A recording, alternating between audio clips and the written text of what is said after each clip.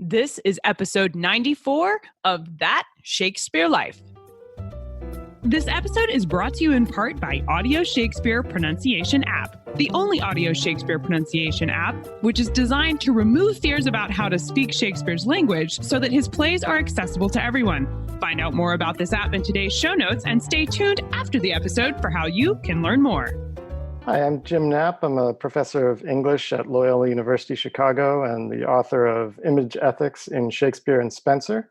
And another great method for studying the life of William Shakespeare includes listening to this. It's That Shakespeare Life with my friend Cassidy Cash.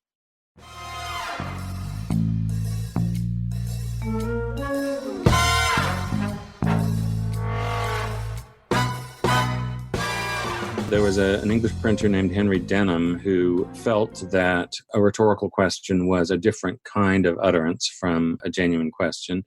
And he proposed a different punctuation mark for it, which is called a percuntation point, and is basically a backwards question mark. Welcome to That Shakespeare Life with Cassidy Cash. Cassidy believes that if you desire to successfully learn or perform Shakespeare's plays, then understanding the real life and history of William Shakespeare himself is a must. That Shakespeare Life is the podcast that helps you go beyond the curtain of some of Shakespeare's most iconic works and explore the world of early modern England as Shakespeare would have lived it, learning from the writers, historians, and performers who know it best. And now, here's Cassidy. No one asks a question better than William Shakespeare. When we explore his plays, they are full of question marks, but it turns out that for the 16th century, the concept of what constituted a question was still a new thing for printers who were in charge of selecting the actual marks which would go on the page to indicate when a question had been asked. Not to mention, since Shakespeare's plays were written on paper originally, oftentimes the text that printers were working with to compile works like the First Folio required that the printers interpret pretty hard to read Elizabethan handwriting. That resulted in what is known as punctuation variations. And as our guest this week presented recently at the Blackfriars Conference, there were even some writers who suggested there be brand new kinds of question marks altogether. Our guest, Dr. James Loehlin, is here this week to take us back to Shakespeare's England and explore how we know when Shakespeare was actually intending to ask a question. James Loehlin is professor of English and director of the Shakespeare at Wendell program at the University of Texas at Austin. He has published on Shakespeare's Romeo and Juliet, Henry IV, and Henry V, as well as Marlowe's Dr. Faustus and Chekhov's The Cherry Orchard. He is also the author of the Cambridge Introduction to Chekhov. At Wendell, he and his students have done more than 50 productions of Shakespeare's plays. He is currently co-editing with David Kornhaber, Tom Stoppard in Context for Cambridge University Press. Hello, James. Welcome to the show. Thank you. Was the game playing at questions a real game from the 16th century?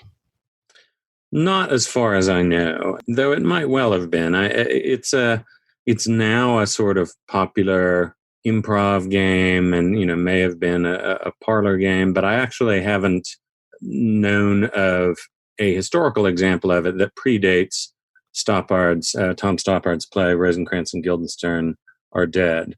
So while it seems like a game that may well have pre-existed, it's also possible that Stoppard invented it in response to a particular scene in Hamlet in which Hamlet really gets the better of Rosencrantz and Guildenstern, who are supposed to be asking him questions and getting information about him. Instead, he asks all of the questions and discovers that they are in fact spying on him. It fits very well with a lot of Shakespeare's plays and the bantering that does go on between questions and statements. So you can see where it would be attractive to try and give it the kind of numbers that he does. But I've read that in the original printing of these pages, there was actually some ambiguity about question mark versus exclamation point, and that sometimes they were even used interchangeably. So I was wondering, given this ambiguity about whether Shakespeare was supposed to be writing a question or a statement, how have modern scholars decided where Shakespeare meant to be posing an actual question? I think editors have, tried to kind of follow the logic of different scenes in deciding how to punctuate the editions of the plays that we buy and read now. But this has been a big topic in thinking about Shakespeare publication in the last 50 years or so, there's been a movement back toward publishing the texts as they were originally printed, unless there are really obvious errors, as opposed to editors trying to figure out, what Shakespeare meant. I feel like the question mark issue hasn't gone quite that far in that direction, because if you look at Shakespeare's First Folio, for instance, it's absolutely full of question marks after utterances that clearly are not questions. And these are question marks that are being used essentially as we now use exclamation marks. And in the history of the language and the history of printing, that's something that sometime happened. But there definitely are some moments of ambiguity in the plays where, people argue about whether that should be a question or not. Or there are also differences between quarto and folio texts where there may be a question mark in the folio, but there is not in the quarto. Now, when we're comparing quarto and folio texts, both of those were actually printed with the printing press. So what happened between Shakespeare writing it, presumably with a quill pen or perhaps a pencil, but was there a difference between handwriting and printing press in terms of the use of question marks? Was this something that was commonly used in printed text, that there wasn't a distinction between the curvy mark with a dot and a straight line with a dot? Yeah, question marks were used in handwriting, but it may have been sometimes difficult to discern. Elizabethan secretary hand, the hand that presumably Shakespeare wrote his foul papers manuscripts in, is exceedingly difficult to read for a modern reader, and it can't always have been that easy for printers who are setting type in some ill-lit printing house. So this morning I actually had a look at the one page of a Shakespeare scene that's written, or a few pages that are written in Shakespeare's handwriting. This is the hand D in a scene from a play called Sir Thomas More, is, I think, generally agreed to be by Shakespeare and in his handwriting. And it's a scene in which More is trying to quell an anti-immigrant riot. And he makes a big speech, which includes a lot of rhetorical questions. And I looked as closely as I could at the facsimile, or the photograph of the original pages in the British Museum on the computer, and I really couldn't see anything that I could be sure was a question mark. Whereas if you look at an edited text, there are 5 or 6 question marks in the speech. So it's I think they used question marks in writing, but whether they used them as often or as clearly as we expect them in our printed text, I'm really not sure. Does that mean that the punctuation for Shakespeare's plays differs across various copies of his work? That is true, yes. Both from texts from his own lifetime. So, for instance, the second quarto of Hamlet is the main copy text, I think, that modern editions are based on. And the First Folio of Hamlet have definite differences, where the folio uses more question marks than the quarto, and in certain passages there's a clear distinction. And accordingly, modern texts that may base themselves more on one version than the other are punctuated differently. You mentioned Hamlet kind of outsmarting Rosencrantz and Guildenstern in Hamlet, but I also think of the bantering back and forth between Benedict and Beatrice, and this kind of battle of wits that we call it today, probably thanks to movies like The Princess Bride. But I wonder if there was a historical precedence for battling with someone in intelligence. Was there a kind of battle of wits that was popular for Shakespeare's lifetime? As far as I know, yes. The sort of wit contests are featured in literature, certainly from the Middle Ages forward, exchanges of insults or attempts to, kind of outjest someone. You see lots of examples of in Shakespeare's plays with, characters like, Hal and Falstaff and so forth, or Beatrice and Benedict, as you mentioned. And one has to presume that, this was something that was familiar from life as well. There's a thing called flyting, Flyting, which is a kind of wit contest that we know of from the medieval period. But again, personally, how much of that is from literary formats and how much we can document from ordinary social life, I'm not certain. Now, when we go to the theater and we see a play performed, obviously the actors on stage are in control of where they're going to place the inflection and whether they're going to read a line as a question or a statement, or whether they give you the impression it's rhetorical or it's a genuine ask. But for those of us that are like, I want to decide for myself what I think this should be, and we go to the text and read it, how do we tell the difference in the written text between something that's rhetorical and something that was meant to be a genuine question by the character? Well, I think that burden of interpretation then falls on the reader. It's one of the really interesting points about how Shakespeare uses questions, that, there are questions in Shakespeare that could be taken either as, essentially kind of statements, rhetorical questions, or played as genuine. And I think that, is something that you can kind of try out for yourself if you're reading a play, to read a line aloud and try kind of different inflections, or think about how it would play if it was directed to another character on stage, or to a member of the audience perhaps, or just the character speaking aloud. And I think that, that's one of the reasons we're still performing Shakespeare after 400 years, is because there is a kind of flexibility and ambiguity and opportunities for different interpretation that can come into the text. Today, we use the question mark across the board for any kind of question. It's followed by a question mark. But at the advent of the printing press, when people were deciding how they were going to represent spoken word on the page, was there an effort at all to distinguish visually between a real question and a rhetorical one? There's not a lot of it in printed text, but there was an English printer named Henry Denham who felt that a rhetorical question was a different kind of utterance from a genuine question. And he proposed a different punctuation mark for it, which is called a percuntation point, and it's basically a backwards question mark. And there are other early modern texts that include this unusual punctuation mark. The printers of Shakespeare's works seem not to have used it, which is possibly just as well, as it might be confusing in modern editions if we tried to keep it. But there have been a number of times, actually, over the course of printed modern languages, where people have experimented with different new punctuation for different purposes.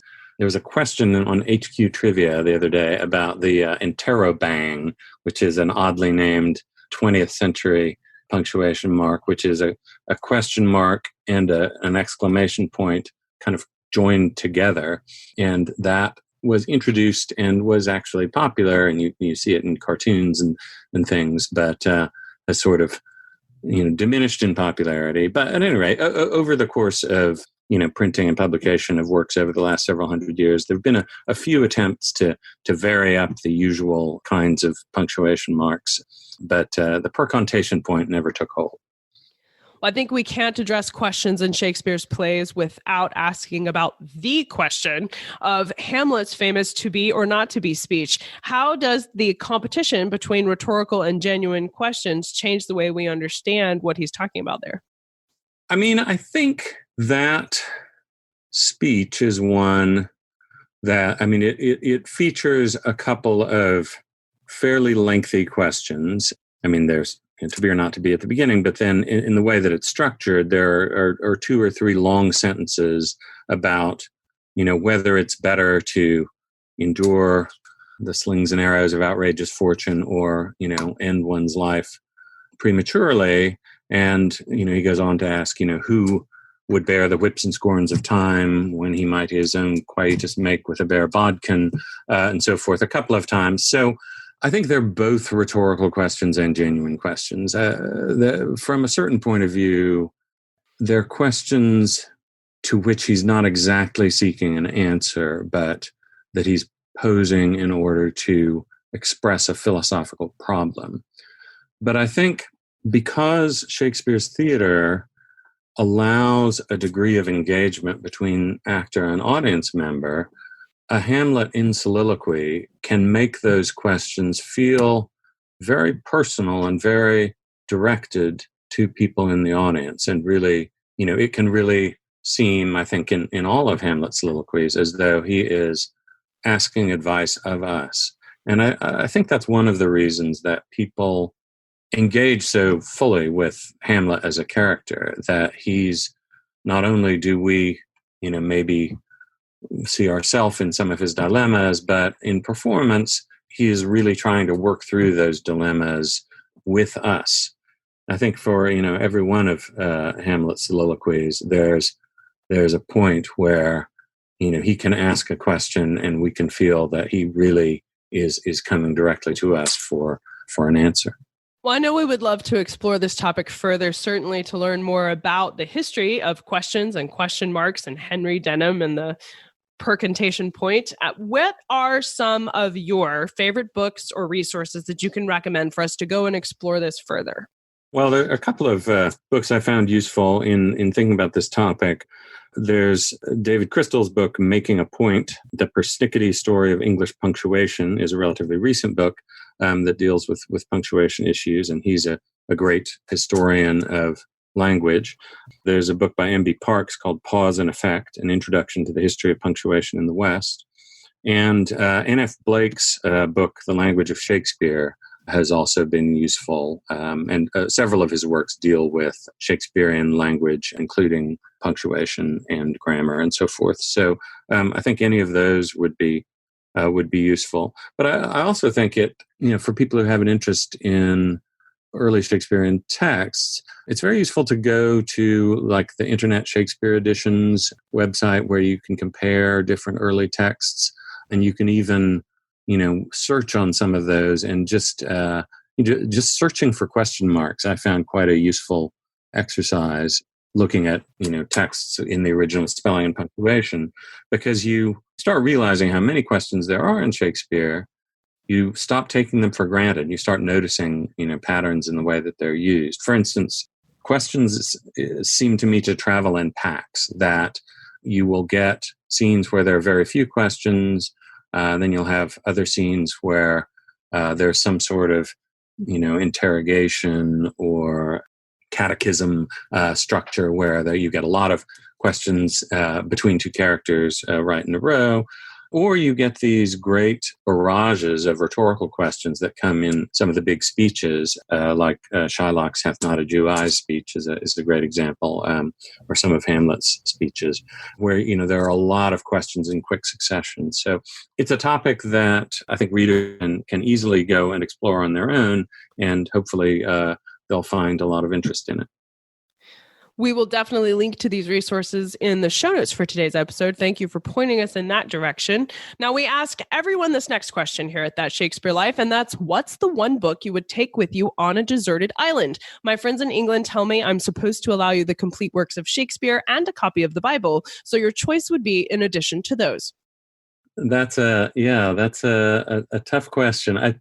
I think maybe it would be, in terms of wanting a lot of company on the deserted island, I think a big book full of rich characters would be the best thing. And so I might go with maybe one of the works of Charles Dickens. Great Expectations is a book that has always been a favorite of mine. So that would be a possibility. Or another big book with a really rich, almost Shakespearean tapestry of life would be Anna Karenina by Leo Tolstoy. So those are probably two close to the top of my list. You would be well set up on your deserted island with both of those selections. Absolutely. So what's next for you? What are you working on now that you're excited about? Well, actually, I got to this project because I'm working on the works of Tom Stoppard. I am co-editing, along with my colleague David Kornhaber, a book called Tom Stoppard in Context, which is part of the Cambridge University Press Literature in Context series. And so we're looking at a lot of the kind of intellectual and cultural and historical contexts for Stoppard's rich and complicated work. Along with editing that, I'm writing the chapter on Shakespeare and Stoppard. So that was how I got interested in the questions game and Rosencrantz and Guildenstern Are Dead, and started to look at the way questions are used in Hamlet and the other works of Shakespeare. Well, if what you uncover there is nearly as much fun as playing at questions has been to learn about here today. I know we're going to look very much forward to seeing that. Thank you so much, James Loehlin, for being here today and for walking us through the idea of questions in Shakespeare's plays. Thank you. It's been a pleasure. To join in on our conversation with your thoughts about the history of the question mark in Shakespeare's England, be sure to check out today's show notes. Not only will you find a place to leave your comments, but there's extra history packed in there with links to the resources James recommends that you use to explore deeper into the history of today's topic. Find all this and more at CassidyCash.com/episode 94. That's CassidyCash.com/EP94. When I first started studying Shakespeare, especially as an American, where the English language is very different on this side of the pond than where Shakespeare was writing, I often mispronounced some of the words that you find in the plays. Like originally I said Gloucester instead of Gloucester. Well, that's why I downloaded Audio Shakespeare Pronunciation app. It's an easy-to-use, straightforward app that you can download to your phone or tablet on iTunes as well as Google Play. And it lets you search any word from Shakespeare, and then it tells you exactly how to say it with a playable audio guide built right in. Audio Shakespeare Pronunciation app is like having a professional voice coach that you can carry in your pocket. Explore all the features of this app and download it right now at CassidyCash.com/Shakespeare app. That's CassidyCash.com/Shakespeare app. That's it for this week. I'm Cassidy Cash, and I hope you learned something new about the Bard. I'll see you next week. Bye-bye. Thank you for listening to That Shakespeare Life. As always, the best conversations happen after the episode over at CassidyCash.com. Become a part of a vibrant Shakespeare conversation by adding your voice over at the website. Until next time, remember, when you want to know William Shakespeare, you have to go behind the curtain and into That Shakespeare Life.